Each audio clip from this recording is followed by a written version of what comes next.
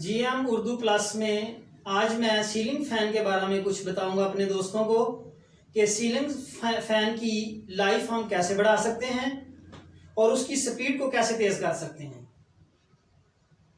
अब ये देखना है कि हमें गर्मियों में पंखे की स्पीड तेज़ की ज़रूरत होती है, तो हम आंखें बंद करके खुद या हमारा टेक्नीशियन कैपेसिटर बदल देता है, बड़ी ताकत का लगा देता है और पंखा कुछ देर चलने के बाद उसकी स्पीड कम हो जाती है।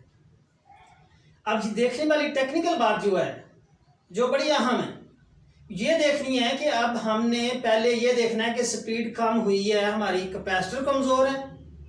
अगर कैपेसिटर कमज़ोर है हमारा, तो फिर उसी कैपेसिटी का नया कैपेसिटर लगेगा तो आपके पंखे की स्पीड नॉर्मल हो जाएगी।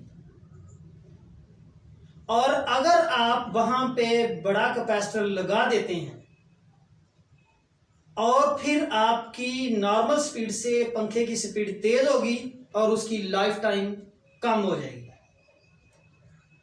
अगर तो आपके पंखे की मोटर कमजोर है, तो फिर अगर आपका मिसाल के तौर पे पहले 2.5 का कैपेसिटर लगा होगा यूएफ का, तो अब फिर आपने 3.5 का लगाना है।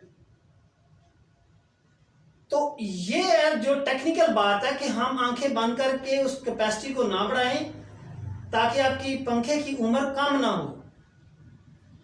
और अगर आपका कैपेसिटर ठीक है, मोटर कमजोर है, तो कैपेसिटर बड़ा मोटर कमजोर होने की वजह से लगाते हैं। क्या पंखे की मोटर कमजोर है, आप उसकी कैपेसिटर की तेज कर दी जाए, उसके यूएफ बदल दिए जाएं। अगर 2.5 का तो 3 पॉइंट का लग जाए, अगर 400 वोल्ट का है तो 450 वोल्ट का लग जाए, जिससे उसकी स्पीड तेज होती है।